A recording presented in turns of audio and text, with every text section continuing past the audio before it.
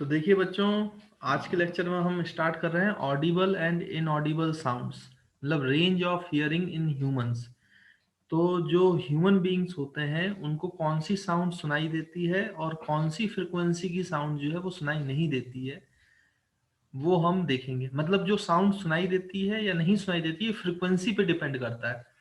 तो वो रेंज क्या है फ्रिक्वेंसी की जिसकी साउंड हमें सुनाई देती है, और ऐसी क्या रेंज है फ्रीक्वेंसी की कि जिस पर हमें वो साउंड वेव सुनाई नहीं देती है ना। तो वो हमें देखना है, उसी को ऑडिबल और इनऑडिबल साउंड्स कहा जाता है ना बच्चों। तो देखो यहाँ पे लिखा है कि हमें पता है, हम पहले से पढ़ते आ रहे हैं कि जो साउंड है, sound is produce by vibrating object. तो साउंड जो है वो वाइब्रेटिंग ऑब्जेक्ट से, वाइब्रेटिंग बॉडी से प्रोड्यूस होता है। वाइब्रेशंस होने चाहिए तभी प्रोड्यूस होगा, नहीं तो नहीं होगा। But not all vibrating bodies produce sound. मतलब ऐसा भी नहीं है कि सभी वाइब्रेटिंग बॉडीज जो है उनसे साउंड हमें सुनाई दे। मतलब साउंड प्रोड्यूस हो सकता है लेकिन हमें सुनाई दे न सुनाई दे, ये अलग बात है ना। तो इसको ध्यान रखना है। Which we can hear. तो ऐसा हो सकता है कि वो वाइब्रेटिंग ऑब्जेक्ट जो साउंड प्रोड्यूस कर रहा हो वो हमें सुनाई ना दे। मतलब जरूरी नहीं है कि हर वाइब्रेटिंग ऑब्जेक्ट से हमें साउंड सुनाई देगी ही। कुछ वाइब्रेटिंग ऑब्जेक्ट से सुनाई देती है, उससे नहीं सुनाई देती है ना बच्चों। अब आपको पता है कि each cycle of sound wave includes one compression and rarefaction. तो मैंने आपको बताया था कि कोई भी ऐसा सोर्स हो जो साउंड वेव प्रोड्यूस कर रहा है, तो वो कंप्रेशन रेयरफेक्शन के फॉर्म में। तो अगर मैं एक साइकिल की बात करूं साउंड वेव की, वन साइकिल की, तो वन साइकिल में एक कंप्रेशन होता है और एक रेयरफेक्शन होता है। ये हमने पहले भी देखा है। And the frequency is the number of cycles per second that passes a given location. जैसे मैंने आपसे बोला था, बताया था कि फ्रीक्वेंसी 50 हर्ट्स है। तो 50 हर्ट्स की फ्रीक्वेंसी का मतलब ये है बच्चों कि 50 साइकिल, 50 साइकिल्स जो है वो एक सेकंड में किसी भी लोकेशन से पास होते हैं।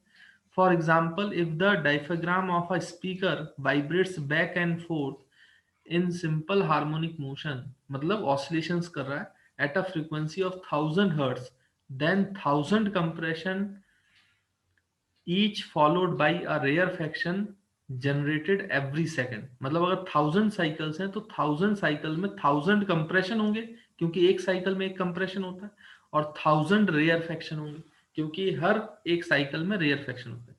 तो 1000 कंप्रेशन होंगे, 1000 रेयरफेक्शन होंगे अगर 1000 हर्ट्स की फ्रीक्वेंसी है, यानी एक सेकंड में 1000 साइकिल्स क्रिएट हो रही है, जनरेट हो रही है। इसका मतलब ये है बच्चों, है ना। thus forming a sound wave whose frequency is also 1000 hertz, जो फ्रीक्वेंसी 1000 हर्ट्ज की है। यानी जो वाइब्रेटिंग ऑब्जेक्ट जिस फ्रीक्वेंसी पे वाइब्रेट करता है उसी फ्रीक्वेंसी पे साउंड प्रोड्यूस होती है ना। तो a sound with a single frequency called as pure tone. अगर केवल एक ही फ्रीक्वेंसी है, जैसे जब हम बोलते हैं ना बच्चों, ह्यूमन बींग्स बोलते हैं, तो वाइब्रेशन जो होता है वो लगातार एक फ्रीक्वेंसी पे नहीं होता। कभी 1000 हर्ट्ज पे होता है, कभी 800 हर्ट्ज पे होता है, कभी 450 हर्ट्ज पे होता है। तो फ्रीक्वेंसी लगातार बढ़ चेंज होती रहती है। उसके हिसाब से आवाज अलग अलग भी होती है। आवाजेज में थोड़ी, आवाज में जो है वो चेंज आता है। अभी मैं आपको बताऊंगा कि हमारा माइंड कैसे इंटरप्रेट करता है। इसको पिच बोला जाता है ना, एक क्वालिटी होती है जिसको बोलते हैं पिच। वो हम बाद में अभी देखेंगे। अलग अलग साउंड है, लेकिन अगर ऐसी साउंड क्रिएट किया जाए जिसमें एक ही फ्रीक्वेंसी हो, उसको प्योर टोन कहा जाता है बच्चों।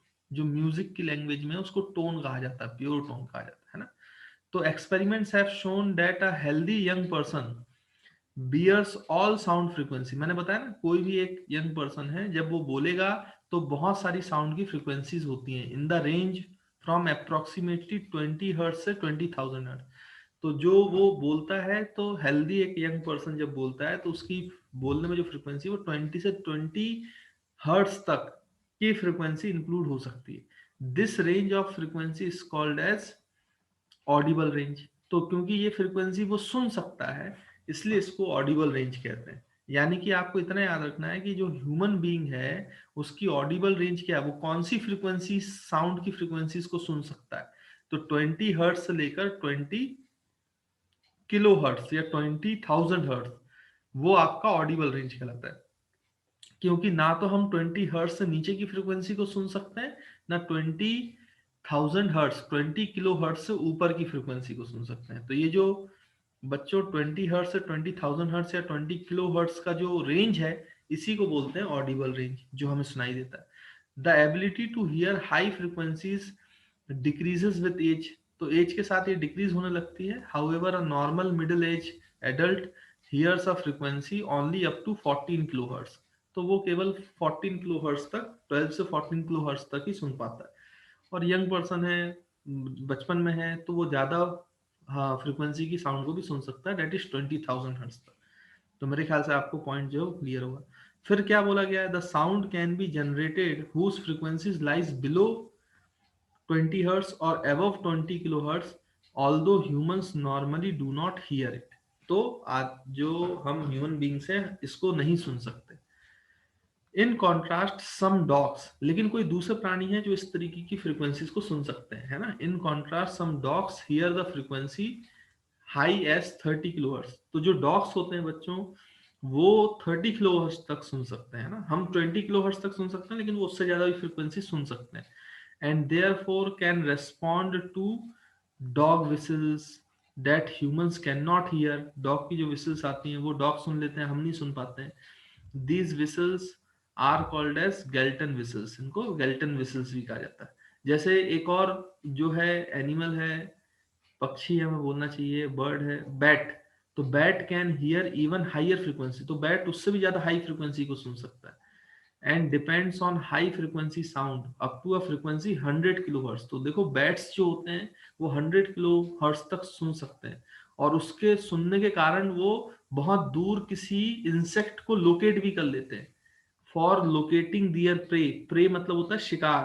तो वो अपने शिकार जो भी वो खाता है, मक्खी वगैरह, उनके जो फड़फड़ाने की, उनके जो विंग्स की स्पीड होती है, उनकी फ्रीक्वेंसी हाई होती है, तो उनकी फ्रीक्वेंसी तक को वो सुन लेते हैं। एंड नेविगेटिंग, इस तरीके से उनको ढूंढ भी लेते हैं, है ना बच्चों। तो sound waves whose frequencies lies above 20 kilohertz are called as ultrasonic wave. तो याद रखेंगे, जो रेंज है ह्यूमन ईयर का, जो हमारा ईयर सुन सकता है ना, हमारे कान सुन सकते हैं जो, वो रेंज है 20 से 20 किलो हर्ट्ज, है ना। 20 हर्ट्ज से लेकर 20 किलो हर्ट्ज। अब 20 किलो हर्ट्ज से ज्यादा अगर frequency, frequency greater than 20 kilo hertz जो हम सुन नहीं सकते, तो ऐसी फ्रीक्वेंसीज को हम बोलते हैं अल्ट्रासोनिक साउंड या अल्ट्रासोनिक वेव, है ना। अल्ट्रासोनिक साउंड कहा जाता है, अल्ट्रासोनिक वेव भी कह सकते हो, क्योंकि साउंड इज अ वेव, ये मैं आपको पहले बता चुका हूं। तो अल्ट्रासोनिक साउंड बोलते हैं, या अल्ट्रासाउंड भी बोल सकते हो आप, अल्ट्रासाउंड सिंपली, है ना। वैसे ही अगर आपकी फ्रीक्वेंसी लेस देन 20 हर्ट्ज है जिसको हम सुन नहीं सकते, इनको बोला जाता है इंफ्रासोनिक, इंफ्रासोनिक साउंड या इंफ्रासाउंड, इंफ्रासोनिक साउंड या फिर इंफ्रासाउंड भी बोला जाता है। आपने सुना होगा कभी अल्ट्रासाउंड और इंफ्रासाउंड, है ना बच्चों। तो इस तरीके से while those frequencies below 20 hertz are referred to as infrasonic sound, तो उनको इंफ्रासोनिक साउंड बोलते हैं। तो infrasonic waves are produce by an vibrating pendulum. जो एक पेंडुलम वाइब्रेट करता है उसके कारण इंफ्रासोनिक साउंड प्रोड्यूस होती हैं। वेल्स होती हैं, एलिफेंट्स होते हैं बच्चों, अर्थक्वेक होता है, ये सब जो है इंफ्रासोनिक साउंड्स प्रोड्यूस करते हैं। जो राइनासोर्स होते हैं बच्चों, एक एनिमल होता है, आपने देखा होगा डिस्कवरी चैनल वगैरह में, राइनासोर्स, ये कम्युनिकेट करते हैं इंफ्रासाउंड से, है ना। दे कम्युनिकेट यूजिंग इंफ्रासाउंड, इसलिए हमें सुनाई नहीं देता, वो उनको समझ में आता, सुनाई देता है। Of frequency as low as 5 hertz. तो 5 हर्ट्ज की फ्रीक्वेंसी तक ये जो है क्या करते हैं बच्चों, कम्युनिकेट कर लेते हैं। It is observe that some animals get disturb before earthquakes. इसलिए क्योंकि वो इंफ्रासोनिक साउंड सुन लेते हैं, इसलिए अर्थक्वेक जब आता है तो उससे पहले ही कुछ एनिमल्स को पता चल जाता है अर्थक्वेक के बारे में, क्योंकि अर्थक्वेक जो है वो इंफ्रासोनिक साउंड प्रोड्यूस करता है, जबकि हम नहीं सुन पाते हैं तो हम उसको नहीं पहचान पाते हैं, है ना। तो ये भी कुछ इंपॉर्टेंस है, इसलिए कई सारे एनिमल्स उनको सुन लेते हैं और इजिली समझ जाते हैं कि अब कुछ ना कुछ होने वाला है। तो आई होप बच्चों आपको ह्यूमन ईयर का रेंज समझ में आया होगा, और इंफ्रासोनिक अल्ट्रासाउंड क्या होता है ये भी क्लियर होगा। तो मैं ये सारी ड्राइंग जो है वो क्लियर कर रहा हूँ, और फिर हम आगे बढ़ते हैं, फिर आगे की चीजों को पढ़ते हैं। तो देखिए बच्चों, ये जैसे मैंने आपको बताया, इसके आगे अगर हम देखें तो यहाँ से देख सकते हैं कि अर्थक्वेक प्रोड्यूसेस लो फ्रीक्वेंसी, है ना। अर्थक्वेक जो है वो लो फ्रीक्वेंसी प्रोड्यूस करता है, इंफ्रासाउंड प्रोड्यूस करता है बिफोर द मेन शॉक, मतलब शॉक आने से पहले इंफ्रासाउंड प्रोड्यूस करता है अर्थक्वेक, है ना।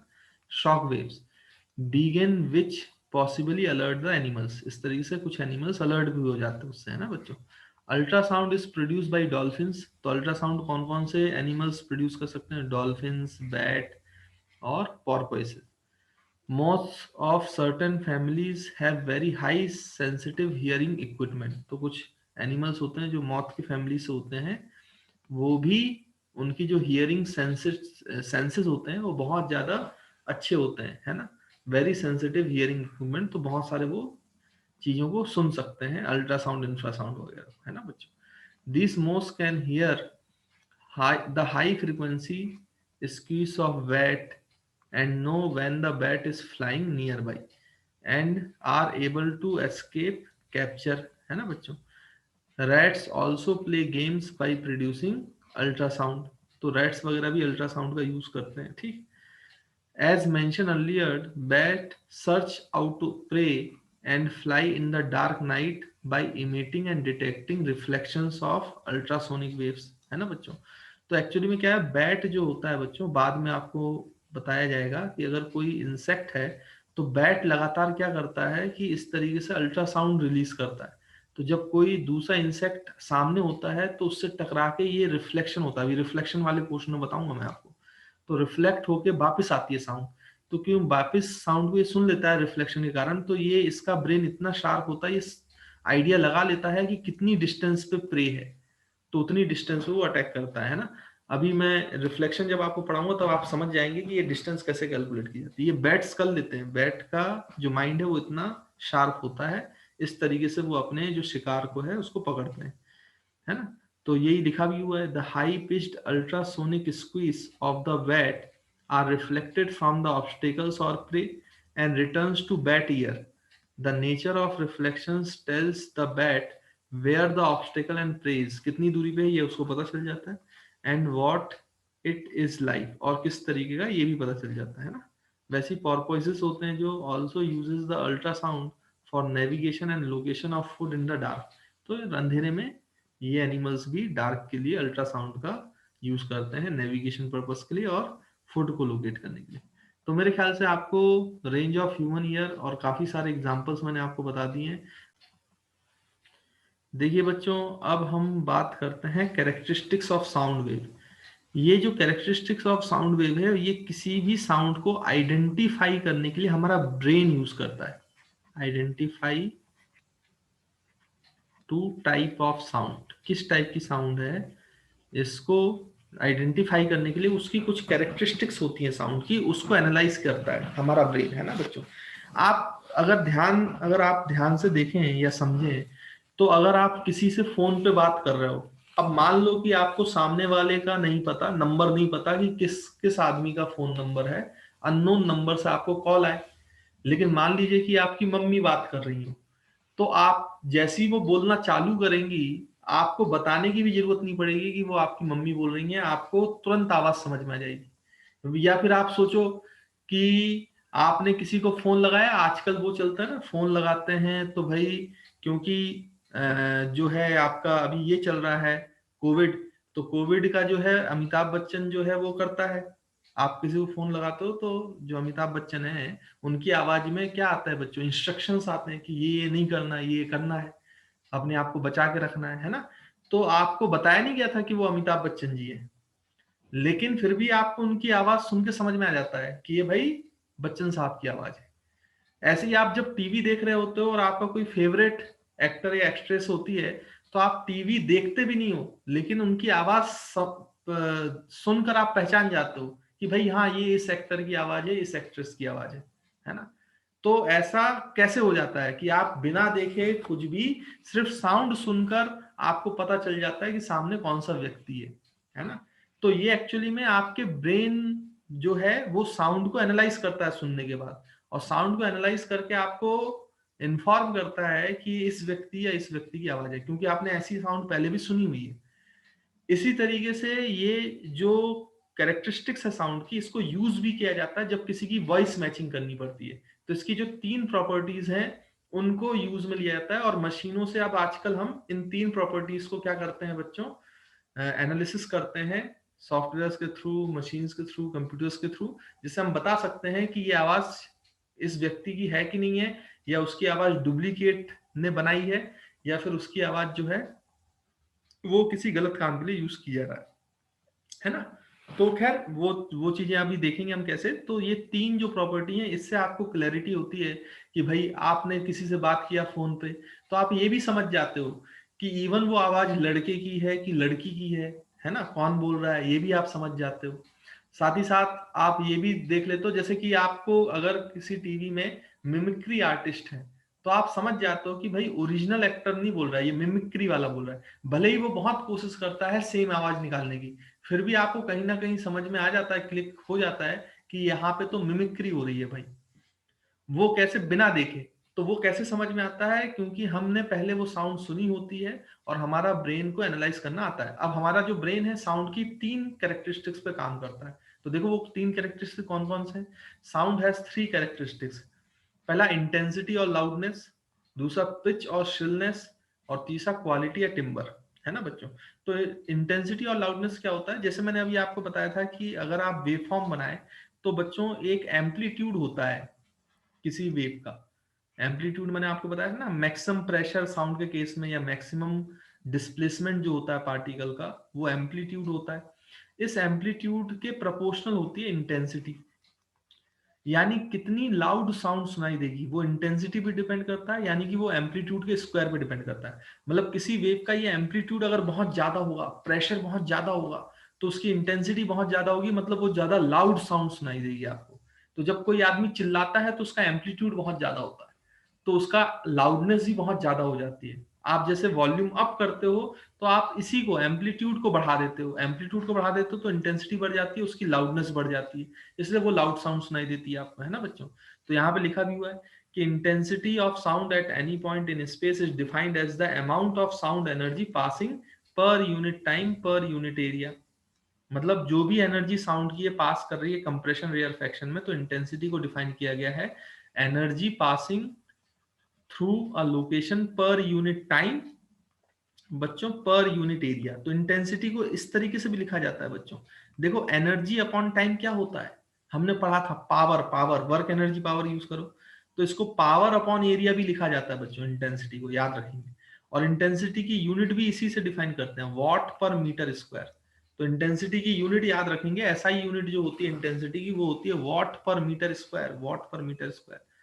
क्योंकि पावर अपॉन एरिया है ना, एनर्जी पर यूनिट टाइम जो है वो पावर अपॉन एरिया, और इंटेंसिटी को लिखा जाता है एनर्जी पर unit time per unit area. तो वॉट पर मीटर स्क्वायर जो है इसकी यूनिट हो जाती है। तो ये लिखा भी हुआ है in a perpendicular direction to area. The intensity of sound wave in air is proportional to, देखो किसके प्रोपोर्शनल होता है, एम्पलीट्यूड के square, the square of amplitude and the square of frequency and the density of air. मतलब और भी चीजों में प्रोपोर्शनल होता है। इंटेंसिटी जो है वो फ्रीक्वेंसी के स्क्वायर पे भी प्रोपोर्शनल होता है, और इंटेंसिटी जो है वो डेंसिटी ऑफ एयर के प्रोपोर्शनल भी होता है। लेकिन मेनली एम्पलीट्यूड का ज्यादा रोल होता है, उस पर ज्यादा चीजें काम करती हैं ना। तो वो आपको देखना पड़ेगा एक बार। तो मेरे ख्याल से आपको लाउडनेस जो है वो क्लियर है। फिर लाउडनेस को आप डिफाइन कर सकते हो, it is a degree of sensation of sound produce. कितनी डिग्री से हमें सेंस हो रहा है, ज्यादा सेंस हो रहा है, कम हो रहा है, वो लाउडनेस होता है। It depends upon the intensity of sound waves near the year and response sensitivity of the year and waves of that frequency. और although loudness is related to intensity, there is no simple connection between them, है ना बच्चों। तो इस तरीके से formula होता है। अभी ये फॉर्मूला आपको हायर क्लासेस में मिलेगा, तो एक बहुत लंबा सा फॉर्मूला आता है इंटेंसिटी का। लेकिन एम्पलीट्यूड आप ऐसा सोचो, एम्पलीट्यूड मेन कारण है लाउडनेस का, तो एम्पलीट्यूड ज्यादा है तो लाउडनेस ज्यादा होगी, और लाउडनेस ज्यादा होगी तो आपको ज्यादा तेज साउंड सुनाई देगी। तो आपका ब्रेन इजिली आइडेंटिफाई कर लेता है लाउडनेस को या इंटेंसिटी को। जब डिम साउंड होता है उसको भी आप कर लेते हो भाई, पहचान लेते हो, और जब आपका लाउड साउंड होती है उसको भी पहचान लेते हो, एम्पलीट्यूड ज्यादा होता है ना बच्चों। तो आई होप आपको ये जो पॉइंट है क्लियर होगा। उसके बाद फिर लिखा है बच्चों, द लाउडनेस और softness of sound is determined by it's amplitude. जैसे मैंने बताया लाउडनेस और सॉफ्टनेस जो होती है साउंड की वो एम्पलीट्यूड से डिटरमाइन हो जाता है। Those sound which have high intensity or loudness are called as loud sound. तो जो हाई इंटेंसिटी वाली साउंड होती है, हाई लाउडनेस वाली साउंड होती है, उसको लाउड साउंड बोलते हैं। While those which have low intensity और लो लाउडनेस उसको सॉफ्ट साउंड बोलते हैं। जैसे chirping of words is soft, while jet plane flying low produces a loud sound, है ना। जब जेट प्लेन बहुत नीचे आता है तो आपको अच्छी खासी आवाज सुनाई देती है। Loud sound can travel large distance, loud sound जो है वो बहुत लार्ज डिस्टेंस ट्रेवल कर सकते हैं, because it has high energy, क्योंकि एनर्जी उनकी हाई होती है ना बच्चों। As it moves away from the source its amplitude as well as loudness decreases, लेकिन जैसे जैसे आप उससे दूर जाते जाओगे तो एम्पलीट्यूड भी कम होता है, इसलिए लाउडनेस भी कम होती जाती है, डिक्रीज होती जाती है। तो मेरे ख्याल से आपको बच्चों क्लियर होगा। नीचे के फिगर में आपको बताया जाएगा कि लाउड साउंड और सॉफ्ट साउंड की कैसी वेव शेप होती है। तो ध्यान से देखो, मैं यहाँ पे आपको बता देता हूँ। अगर लाउड साउंड होगा तो उसका एम्पलीट्यूड ज्यादा होगा बच्चों, देखो ज्यादा होगा, और अगर सॉफ्ट साउंड होगा तो उसका एम्पलीट्यूड कम होगा। तो आप ऐसे देखो, दोनों की फ्रीक्वेंसी सेम है, क्योंकि सेम नंबर ऑफ साइकिल्स चल रही हैं, सेम नंबर ऑफ साइकिल्स चल रही हैं, लेकिन क्योंकि इसका एम्पलीट्यूड ज्यादा है तो ये लाउड साउंड है, और ये आपका एम्पलीट्यूड कम है, इसलिए ये सॉफ्ट साउंड कहलाएगा, है ना। नीचे हम आते हैं तो आपको ऐसे ही डायग्राम दिखेंगे, तो उसको देख लेते हैं जल्दी से, है ना। तो बच्चों यहाँ पे मैं ये पूरी ड्राइंग क्लियर करता हूँ और इसके आगे बढ़ते हैं। तो देखिए बच्चों, ये आपके सामने बना हुआ है। भाई ये सॉफ्ट साउंड है क्योंकि इसका एम्पलीट्यूड जो है वो कम है, और नीचे वाला साउंड जो है वो लाउड है क्योंकि इसका एम्पलीट्यूड ज्यादा है, इसका एम्पलीट्यूड कम है, जैसे मैंने आपको वहां पे बना के बताया था। ये ग्राफ यहाँ पे आपको बने हुए हैं। तो इनकी फ्रिक्वेंसी सेम है, क्योंकि इनका जो एक साइकिल जो कंप्लीट हो रहा है वो सेम समय पे हो रहा है, लेकिन इनका एम्पलीट्यूड अलग अलग है। तो ज्यादा एम्पलीट्यूड वाले का साउंड ज्यादा है, कम एम्पलीट्यूड वाले साउंड का जो है वो सॉफ्ट साउंड है ना। तो मेरे ख्याल से आपको ये पॉइंट भी बच्चों क्लियर होगा। ठीक है, तो ये डायग्राम आपके सामने है, इसको आप देख सकते हो। तो देखो स्टूडेंट्स, जो दूसरा कैरेक्टरिस्टिक्स है साउंड का, वो है पिच और श्रिलनेस। मतलब ये आप बोल सकते हो कि ज्यादा शार्प आवाज है, या ज्यादा जो है आपका शार्प ना होके वॉइस जो है आपकी बच्चों थोड़ी सी, बोलते हैं ना भारी आवाज है, भारी आवाज। और एक बोलते हैं कि बहुत तीखी आवाज है, तीखी आवाज। यानी कि आप सोचो, जैसे आप शार्पनेस की बात करो तो मैन और वुमेन की बात करें तो जो लड़कियां होती हैं बच्चों, उनकी आवाज थोड़ी सी शार्प होती है, तभी आप पहचान जाते हो ना। और जो लड़के होते हैं उनकी थोड़ी सी आवाज भारी होती है, उसमें भारीपन होता है। जैसे अगर आप सोचो अमिताभ बच्चन की आवाज सुनो तो बहुत भारीपन है उस आवाज में, है ना। और अगर आप ध्यान से देखें तो आप आलिया भट्ट की आवाज सुनो तो बहुत शार्प है उसकी आवाज। या आप ऐसा सोचो लॉयन की आवाज सुनो तो उसमें भारीपन आपको समझ में आएगा। वहीं आप कैट की आवाज सुनो, बिल्ली की आवाज सुनो, तो उसमें बहुत शार्पनेस होगी, है ना। मतलब शार्पनेस होती है, चुभती टाइप की आवाज होती है वो, है ना बच्चों। तो इस टाइप से ये जो डिफरेंस होता है आवाजों में कि कौन सी शार्प साउंड है, कौन सा जिसमें है हैवी वॉइस है, तो ये इससे पहचाना जाता है, पिच और शिलनेस से। तो हमारा ब्रेन जो है वो पिच और शिलनेस भी आइडेंटिफाई करता है। अब ये कैसे आइडेंटिफाई करता है, तो ये फ्रीक्वेंसी से आइडेंटिफाई करता है। बच्चों फ्रीक्वेंसी जितनी ज्यादा होगी ना, उतनी ज्यादा आवाज जो है वो शार्प हो जाएगी, और जितनी कम फ्रीक्वेंसी होगी उतनी ज्यादा वो हैवी वॉइस होगी। इसलिए जो मेंस होते हैं या लड़के होते हैं, जब वो बोलते हैं तो उनकी फ्रीक्वेंसी कम होती है बोलते समय, है ना।